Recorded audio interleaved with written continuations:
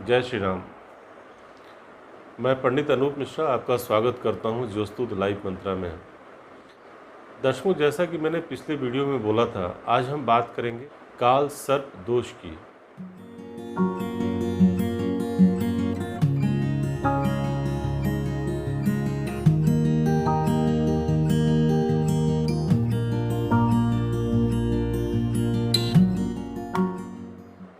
दर्शकों, आपसे आग्रह है कि इस वीडियो को पूरा देखें। मेरा पूरा विश्वास है कि आपके मन में काल सर्प दोष को लेकर यदि कोई भ्रम है तो वो भ्रम दूर होगा, और यदि स्वयं आपकी कुंडली में यह दोष है तो निश्चित ही आप काफ़ी राहत महसूस करेंगे। दर्शकों, सर्वप्रथम मैं ये बताना चाहूँगा कि काल सर्प दोष के बारे में हमारे पुराने वैदिक ग्रंथ कुछ नहीं बताते हैं, यानी इन शास्त्रों में कुछ भी इसका वर्णन नहीं मिलता। काल सर्प दोष कब से अस्तित्व में आया, कहाँ से आया, इसके बारे में कोई भी विद्वान बताने में समर्थ नहीं है। इसलिए इसको लेकर काफ़ी भ्रम की स्थिति है। लेकिन फिर भी मेरा विश्वास है कि इस वीडियो को देखने के बाद निश्चित ही आपका भ्रम दूर होगा। दर्शकों, काल सर्प दोष के बारे में जानने के लिए सर्वप्रथम आवश्यक है कि हम ये जानें कि काल सर्प दोष पत्रिका में कैसे देखें, कैसे जानें कि पत्रिका में काल सर्प दोष है। दर्शकों, उदाहरण के लिए मैं एक पत्रिका लगाता हूं, इसे आप ध्यान से देखें। इस पत्रिका के चतुर्थ भाव में राहु है और दशम भाव में केतु, यानी दोनों आमने सामने तो होते ही हैं, और यदि इनके बीच में सारे सातों ग्रह आते हैं तो काल सर्प दोष का निर्माण होता है।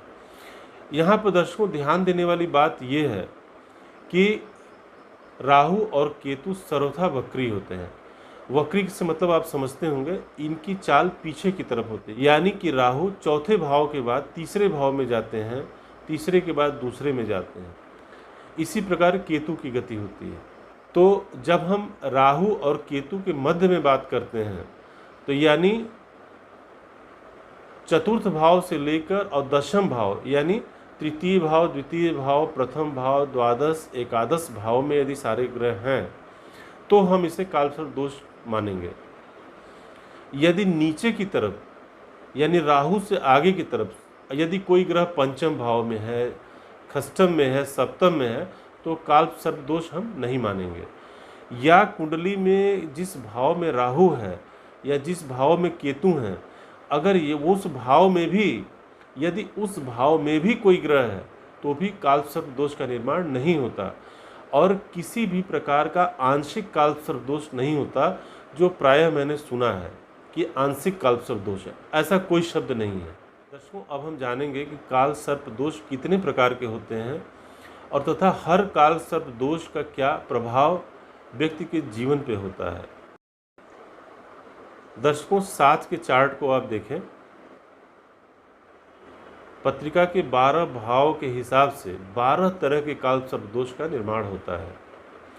जैसा कि यदि राहु प्रथम भाव में यानी लग्न भाव में हो और केतु सप्तम भाव में, तो इस प्रकार के काल सर्प दोष को हम अनंत बोलते हैं, यानी अनंत काल सर्प। यदि राहु द्वितीय भाव में है और केतु अष्टम में है तो इसको हम कुलिक सर्प दोष के नाम से जानते हैं। यदि राहु तृतीय भाव में है और केतु नवम भाव यानी भाग्य भाव में है, तो यहाँ पर जो काल सर्प दोष बनता है उसको हम वासुकी के नाम से जानते हैं। यदि राहु चतुर्थ भाव में है, जैसा मैंने पहले दिखाया था आपको, और केतु दशम भाव में, तो ऐसे काल सर्प दोष शंखपाल काल सर्प दोष के नाम से। यदि पंचम में राहु हो और एकादश भाव में केतु, तो इस काल सर्प दोष को हम लोग पद्म के नाम से जानते हैं। और यदि राहु छठे भाव में और केतु द्वादश भाव में हो तो हम इसे महापद्म के नाम से जानते हैं। और यदि राहु सप्तम में हो और केतु लग्न में हो तो हम इसे तक्षक काल सर्प दोष के नाम। इसी प्रकार से यदि राहु अष्टम में हो और केतु द्वितीय भाव में, तो यहाँ पर जो काल सर्प दोष होता है इसका नाम होता है कार कोटक। नवम भाव में राहु हो और तृतीय भाव में केतु, तो इसको हम शंखचूड़ के नाम से जानते हैं। यदि राहु दशम में हो और केतु चतुर्थ भाव में, तो यहाँ जो कालसर्प दोष बनता है इसे हम घातक कालसर्प दोष के नाम से जानते हैं। यदि एकादश में राहु हो और पंचम में केतु, तब हम इसे विषधर के नाम से जानते हैं। और यदि द्वादश में राहु हो और छठे भाव में केतु, तो हम इसे शेषनाग के नाम से जानते हैं। दर्शकों, इसके बाद मैं आपको बताना चाहूँगा कि इन द्वादश कालसर्प दोषों में मात्र 3 थोड़ा सा चिंतनीय होते हैं। ये 3 हैं अनंत, तक्षक और शंखचूड़। यानी यदि लग्न में राहु हो और सप्तम में केतु हो, तो निश्चित ही ये मनुष्य को प्रभावित करता है, क्योंकि लग्न से हम, जैसा कि आप जानते ही हैं, मनुष्य के मस्तिष्क की समझ होती है। अब यहाँ मस्तिष्क भाव में यदि राहु है तो थोड़ी प्रॉब्लम तो ज़रूर होती है, लेकिन यहाँ पर यह देखना आवश्यक है लग्न पर किन ग्रहों की दृष्टि है। यदि लग्नेश मजबूत स्थिति में है तो यहाँ भी कालसर्प प्रभावी नहीं होगा। इसी प्रकार से यदि सप्तम में राहु हो और लग्न में केतु, तो भी सप्तम भाव यानी पत्नी भाव को राहु प्रभावित करेंगे। लेकिन पुनः यही फार्मूला वहाँ भी लागू होता है। यदि सप्तमेश मजबूत स्थिति में हो, सप्तमेश पर या सप्तम भाव पर शुभ ग्रहों की भी दृष्टि पड़ रही हो, तो भी इस दोष का कोई प्रभाव नहीं पड़ता।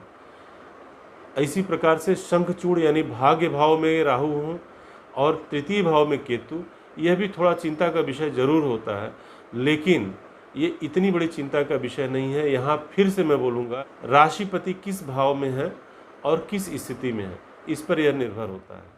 अब बात करते हैं, यदि आप कालसर्प दोष से थोड़ा प्रभावित हैं तो क्या करें। प्रथमतया आप भ्रम में फंसने की जगह शिव की उपासना शुरू कर दें, निश्चित ही राहत होगी। और यदि पंचम भाव से कालसर्प दोष का निर्माण हो रहा है, यानी पद्म कालसर्प योग का, तो जो पढ़ने वाले छात्र हैं उनके लिए मेरा सुझाव है कि वो माँ सरस्वती के बीज मंत्र का पाठ करें नियमित रूप से। कालसर्प दोष से तनिक भी क्षति नहीं होगी।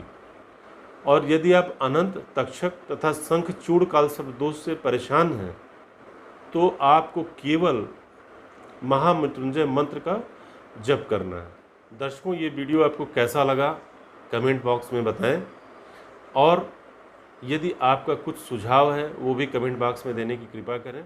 आगे भी ऐसे वीडियोस देखने के लिए इस चैनल को सब्सक्राइब करें और इस वीडियो को लाइक करें। बहुत बहुत धन्यवाद।